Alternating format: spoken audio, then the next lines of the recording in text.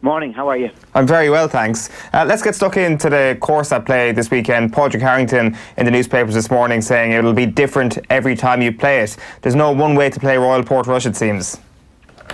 Yeah, I think so, particularly with the forecast that we've got, which is winds that are veering from starting in the south and all the way to the north by Sunday at some stage. And there's a constant wind switch going on, which is great. You know, when there's variability in a test of golf, that's normally when it's very interesting, particularly when you're watching as a spectator. Paul, from a spectator's point of view, so many people will have visited Portrush for the 2012 Irish Open or gone to the North of Ireland Championship or have just played the course because I think it's on everybody's bucket list. The changes that they've made for this Open Championship, what are the big differences that people will see? Yeah, well, there's actually quite a lot of changes, Nathan. I'm surprised, actually, how much work the R&A have done on the course. I thought it was just kind of be the 7th and the 8th hole that they did in a couple of odd tee boxes here, but they haven't. For example, the second hole, the par 5, they've moved the green back 40 yards. I mean, there's been no talk about that. I certainly haven't seen it.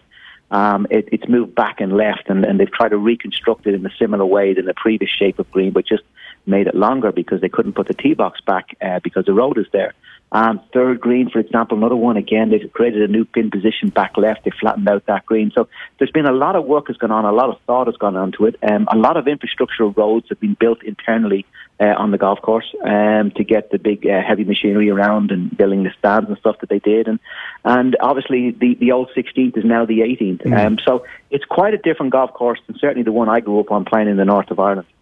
You're obviously acutely aware of the history of Portrush and also, I guess, the politics that surround the hosting of golf championships, particularly major championships. Like in terms of this week for Portrush, for golf in this country, like just how big a deal? Is it possible to quantify how big this is in terms of getting Portrush back on that Open Championship rota? Yeah, well, I mean, on a number of levels, Nathan, it's huge for our island of Ireland here because, you know, again, we're on the map. The Hinch went very well. We had some unbelievable pictures that went around the world. I know that a lot of the golf clubs have been inundated with inquiries about people coming over and playing. Fáilte Ireland, Tourism Ireland, and Northern Ireland Tourist Sports this week too. You know, they'll be putting these amazing images out, big spectacular images from an airplane overlooking the golf course, and people are going to be watching, going, "Wow, this is amazing! I need to go to this place." And that's the legacy more than anything else, is the money that it brings into the economy and the money that it will leave in the economy, not just this week, but what's going to happen in years going forward. And that's, you know, that's very hard to quantify, but it's certainly, you know, hundreds of millions, you'd have to say. And the more we can frequent, you know, their minds with images like this and having Royal Portrush on the open rota, and you know, having Irish Opens on great venues around with great spectacular views. Now that's going to really benefit the economy, and maybe one day we have the Ryder Cup back as well for the same reason. And those things are important as a tourism tool to bring money into our economy, create jobs in the economy, leave money in the economy, and you know, everybody in the island of Ireland will benefit. Yeah, and on that, we've had really extraordinary quotes really from Padraig Harrington this morning, saying that he thinks that the Open should be played in Portmarnock at some stage. He's not saying it should happen at any stage in the near future, nor will it happen at any stage in the near future. But do you think that would be something that the R&A would be open to eventually? I think so, yeah. R&A, if you think about it, they're very clever in how they've gone about this. You know, they understand the sensitivity of the politicalness of bringing it over here. They didn't jump in straight away and said, yes, we're going to bring it here. Slowly, you know, they start calling it the Open Championship. They made sure people didn't refer to it as the British Open. You know, one little small step. Then the Irish Open, when it was on here, you know, they watched very closely. They got involved. They watched everything that went on there. They started engaging with the club at a very senior level, and just finding out, you know, how much appetite there would be from the club. And then they engaged with the Northern Ireland. All of this stuff was going on behind the scenes without people knowing, and slowly they were putting in people's minds that this could be a possibility. So when it did get announced, it wasn't a massive surprise. And I think we're seeing the same thing and the same kind of tactics again employed by them regarding Portmarnock. We had the amateur championship there run there last month, or 4 weeks ago, which was a huge success. Obviously, it's still a big step to bring it down to the south. But, you know, I think, you know, things are ongoing, and a lot of things have to happen between now and then for it to get announced. But I would say that they're quietly working behind the scenes to possibly do it. Because Portmarnock, not only is it a fantastic golf course and maybe one of the very best in the British and Irish Isles, but it's also in a capital city, which has got huge commercial ramifications for them as an organisation. So, yeah, I would be surprised if it's not on the radar and if they're not working behind the scenes to hopefully make this happen. I think we'd all welcome it if it were to happen. Yeah, for sure. And the capital city point is a very good one. I was just about to say, though, that what we saw at the Irish Open recently, the fact that everybody got to enjoy themselves so much, you look at it and you say, this is the Irish Open, why can't we make it a bigger thing again? I mean, we have amazing golf courses down in the Republic of Ireland as well. This is clearly something that we're able to do. We've seen the show that we can already put on at somewhere like Lahinch. Yeah, I think so. That's absolutely the point. And, I didn't say it just for a soundbite, but, there was a constant noise about Rory not playing, and Rory not playing, and he's not playing in the field. Everybody keeps getting concerned every year in the field, and my view is that no, the Irish Open should always be bigger than any one player. We've got a great history of all the great champions have won. Rory's won himself, Seve has won, Langer's won, Faldo has won, Woodsy has won. All the big names in European golf have won, and I think we should create something really special around this Irish Open and make it a must-go-to event from the player's perspective to say, look, I'm going to go to Ireland because I know the crack is going to be great. I know the golf course is going to be great. I know it's going to be sell-out crowds, and it's just going to be such a fun week. And that's how you get that. You buy in through the players' hearts rather than, trying to force them to play. It's like a can't-miss event from a player's point of view. And also from a spectator's point of view, everybody knows that a week of the Irish Open should be a great festival atmosphere where, people can go and have a few drinks, have a bit of fun, but also lots of family activities as well too. And we were very cognizant of that around Lahinch, making sure that we had all kinds of facilities for all ages groups, and not just people coming down and going to drink for 4 or 5 days. That it was going to be a family atmosphere, and everybody was welcome. Yeah, and I don't think there's any question that you certainly hit the mark in Lahinch a couple of weeks ago. You mentioned Rory there, and he's on the back of all the papers today, talking about just what it would mean to him if he were to win this Open. And thinking of Rory this year, we're all obsessed with the Grand Slam, and we'll probably spend another 6-8 months after this week looking ahead to the Masters and obsessing about Rory and the Grand Slam. But in terms of his career, to win an Open Championship in Northern Ireland would probably actually top everything, even a career Grand Slam. This could well be the moment if on Sunday he walks down that final fairway and he's leading the Open Championship. This could be the photograph that people look back on in decades to come as the defining moment of his career. Do you look at his game and what you saw at the Scottish Open, which I think people felt maybe wasn't the test that maybe they needed ahead of the Open? Do you look at his game and see that he deserves to be the favourite heading into this week? Well, first of all, I challenge the point that this will be the crowning glory in his career. I think a Grand Slam is bigger, Nathan, to be quite honest. I think only 5 players in the history of the game have won all 4 major championships, and Rory's in the threshold of that, having won 3 of them. So I think that'd be bigger. I think it would be from a personal point of view, it would mean a lot to obviously win in Northern Ireland. But in terms of the bigger picture, in terms of golf in his career, I think being a Grand Slam winner would be bigger, but that's just me. Everybody has different opinions on that. In terms of his golf, again, I've been saying it for most of the year and been a close watcher of Rory. This is the best golf I've ever seen him play in his whole career. The consistency that he's shown this year is off the scale compared to what he's ever shown before. Only thing that's missing from this being an unbelievable year for Rory McIlroy is winning a major championship. He's had 14 events he's played this year. He's top 10 in 10 of those 14. He's had 2 wins. And we've also seen him, display those pointy elbows, that ability to roll away from the field like he did in the last round in Canada, which we haven't seen for certainly 4 or 5 years. So there's a lot of things trending in the right way for Rory McIlroy. And can he win this week? Absolutely. There's no doubt he can win. And he is the favourite. He's the bookie's favourite for a reason.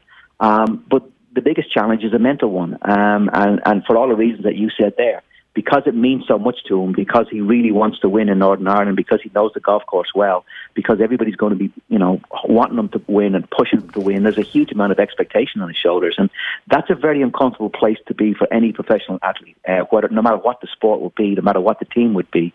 Dublin are facing that in the Gaelic this year. Expectation puts you in a place where it's very difficult to win, because everything, he will win or they will win, and it's a hard place to be. So that's his biggest challenge, and him and his team around him. He's got some people working on him, mentally around him at the moment, and I'm sure that's what they are working to kind of diminish it, rather than thinking this will be the crowning glory of my career. This is going to be amazing. You've got to feel like, look, I've got to get through the processes, and I just got to keep on playing golf, and whatever will be, will be. And I think the main thing for him is to get in contention, Nathan. What we've seen a lot from Rory is that he gets out of contention, and when he gets out of contention, that's when he frees up and off he goes. So getting off to a good start is really key, and getting into the heat early on in the tournament is going to be key. And luckily, he's got an early draw on Thursday, so he's got an opportunity to get out and try to get something into the 60s, 67, 68, which I think is going to be on this week. Would really put him in the heat and up and running. There's obviously tons of pressure on him. Is there a chance, though, that the course itself just brings an element of comfort to him? Like seeing some people this week talk about the 61 he shot there in 2005, saying that he took a driver off the tee on 16 and nobody expected him to do that. It was a ballsy move, and I wonder, will that invigorate him to do something similar when it comes down to it this weekend, if he is in contention? Yeah, I think the home course, again, going back to the very quick question we talked about, I think a little bit of that is nullified by the fact that there are so many changes on this golf course. There's so many new angles with the tee boxes. They've had to find a lot of yardage with the distance the guys hit it now. They've found a lot of yardage with new tee boxes, and a lot of the angles have been changed. And also the fact that 2 holes are missing. There's 2 new holes in there that he would have never played. And the old 17 and 18 are gone. So there's a little bit of mitigation going on with that. I think the golf course, and looking at the forecast this week, we've had quite a bit of heavy rain here this morning. I was awake at 6 this morning, and we had a good, strong showers of rain for about 2 hours. So the golf course is going to yield good scores, I think, which will play into Rory's hands. He normally likes playing golf courses that are a little bit soft. I wouldn't say the course will not suit him. It's a course he's familiar with. He shot 61 here as an amateur. But there's a lot of competition out there. This is not like tennis where you can say, there's going to be 3 guys out of 4 I can guarantee you're going to be in the semi-final. Golf is very, very different. The standard of the 156 guys playing this week, is really high, and a lot of them are very close. And it's hard to say he's definitely going to be in contention or he's definitely going to be in contention. Earlier in the week, Paul, I think like a lot of people, you were wondering what was going on with Tiger Woods and his lack of playing time. He's only played 10 rounds, 3 tournaments since the unforgettable win at the Masters. He said yesterday he'd made a conscious decision to cut down his schedule. If I play a lot, I won't be out here that long, which is pretty honest and maybe quite sensible. I guess the question is, even with Tiger Woods, can you turn it on at a major without playing any golf the month beforehand? Can you manage your way around this golf course even without seeing very much of it? He can. Listen, he's Tiger Woods. He's arguably the greatest player we've ever seen play the game and the strongest mentally. Can he turn it on? Yes, but doing it along the schedule he's doing is the exception rather than the norm, Nathan.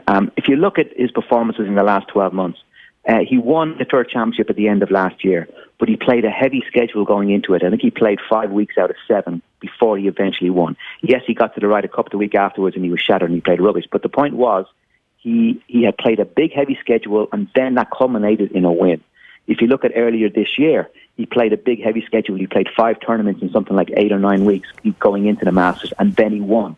So when he plays quite a lot of golf, even not major championships and sort of trends as he calls it, in towards the big majors, then that's when he sees him win. So what we've seen since that is virtually no golf. He just plays major championships, and it's very difficult to prepare, even if you are Tiger Woods, to go from one major championship and have a month off and then another major championship, which is what he's done. And that's the point that I was making. It's very difficult. Can he do it? Yes, but it's the exception rather than the norm. Well, he's essentially agreed with you. He said his game is not as sharp as I'd like to have it right now. Yeah, well, if that's the case, why not put a little bit more effort in? And why not? This is not just a Tiger Woods, but I'm really surprised that guys don't. I'm going back to use a tennis analogy again. None of those players. You watched Federer last week, and you watched Djokovic.